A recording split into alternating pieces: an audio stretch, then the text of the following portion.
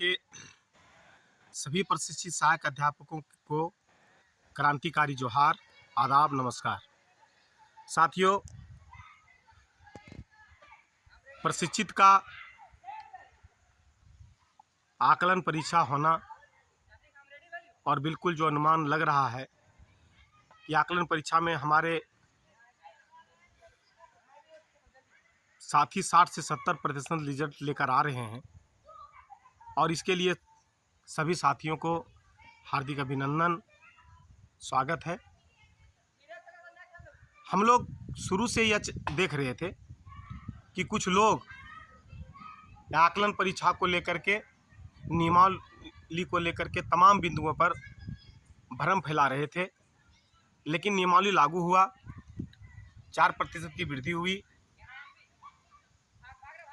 Medical मिला, अनुकंपा पर जीत है, अनुकंपा पर जो हम लोग बात आगे उसके लिए बढ़ रहे हैं लेकर के, ईपीएफ और कल्याण कोष पर भी बातें आगे बढ़ रही हैं। हम लोग ईपीएफ और कल्याण कोष लेकर के रहेंगे क्योंकि हमारे लिए अभी वर्तमान समय में ईपीएफ और कल्याण कोष का लाभ लेना अति आवश्यक है, इसे इतर हम नहीं जा सकते हैं। दूसरी बात, आकलन परीक्षा विभागीय परीक्षा है। शुरू से प्रशिक्षित संघ यह कहता आ रहा है कि अगर हम विभागीय परीक्षा में बैठते हैं, पास करते हैं, तो कहीं ना कहीं वेतनमान, जिस तरह से बिहार दक्षता परीक्षा लेकर के वहाँ के नियोजित शिक्षकों को वेतनमान का लाभ दिया, टेट के समतुल्य जो भी लाभ मिल रहा है वहाँ दिया जा रहा है, उसी को आधार बनाते हुए हम लोग भी अब आगे बढ़ने जा रहे हैं। ये रोड में पहले ही तैयार था। दूसरी बात, विभागीय परीक्षा है। हाल ही के दिनों में वहाँ की सरकार, नीतीश सरकार ने यह कहा कि अभी जो वहाँ सरकारी शिक्षक की बहाली हो रही है उसमें नियोजित शिक्षक को बीपीएससी की परीक्षा में नहीं बैठना होगा, उनको अलग से विभागीय परीक्षा लेकर के उनको राज्यकर्मी का दर्जा दिया जाएगा। हम भी आकलन परीक्षा दिए, ये विभागीय परीक्षा है, जैक एग्ज़ाम लिया, 150 का एग्ज़ाम लिया और इसका जो क्वेश्चन का लेवल था वो सीटेट और जेटेट से कहीं कठिन था। ये सरकार और ये पदाधिकारी अच्छी तरह जान रहे हैं। ये न्यूज़ में आया, अखबार में आया, इलेक्ट्रॉनिक मीडिया में आया। ये तमाम बिंदुओं पर जब हम देखते हैं तो हम बहुत मजबूत स्थिति में खड़े हैं कि हमको भी राज्यकर्मी का दर्जा मिलना चाहिए।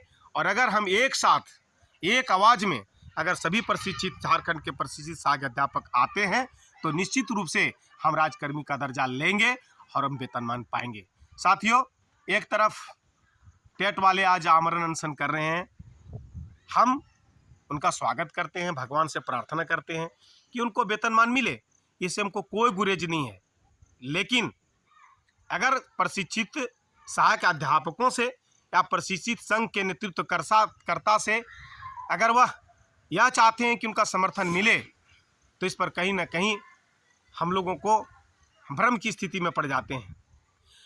अगर आप हमसे समर्थन मांगते हैं या चाहते हैं तो हम एक बात पूछना चाहते हैं कि क्या प्रशिक्षित सहायक अध्यापकों के लिए आपके ज्ञापन में एक भी शब्द ऐसा लिखा गया या मांग रखा गया जिससे प्रशिक्षित सहायक अध्यापकों को लाभ मिले या लाभ मिलने का आशा हो?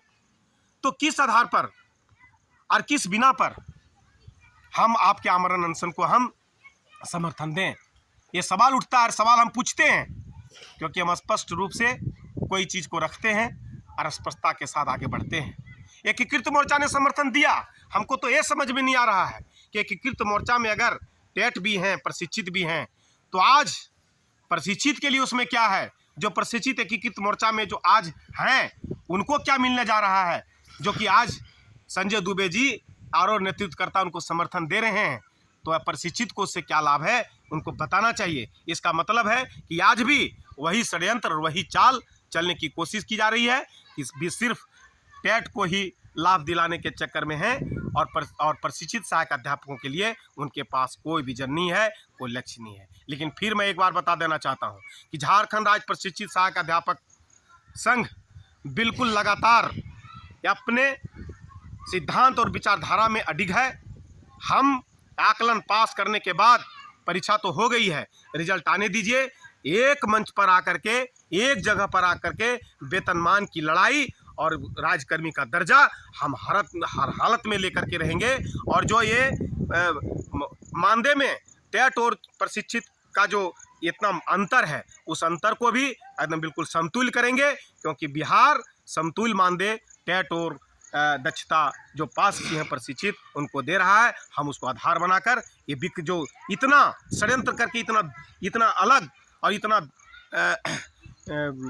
मार्जिन जो रखा गया है मानदेय में, उसको हम लोग खत्म करने का प्रयास करेंगे। इसके लिए हम लोग आर पार लड़ाई लड़ने के लिए तैयार हैं और बिल्कुल सारा प्रमाण देते हुए हम इस मार्जिन को खत्म करेंगे, राजकर्मी का दर्जा लेंगे, ईपीएफ और कल्याण कोष का लाभ लेंगे और वेतनमान के लिए अनवरत लड़ाई लड़ते रहेंगे। धन्यवाद।